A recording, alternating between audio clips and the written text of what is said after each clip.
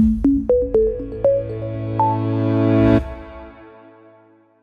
a home dashboard, they would see these alerts popping up. So, for example, I can see here, I've got some churn alerts when my customers are spending less. We've got some cross-sell alerts and also gap alerts being serviced to the salesperson when they first log in. And if they see a customer here that needs follow-up, again, they can just click on that customer.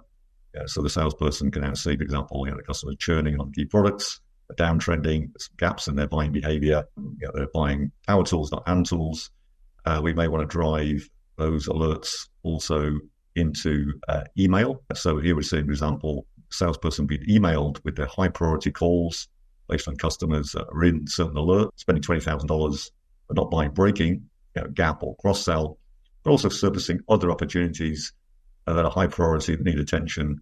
We'll spark here, and we also say, which customers need my attention, who's down, who's not buying key products, and to be able to actually find those lists of customers very quickly using a chatbot or a voice component here.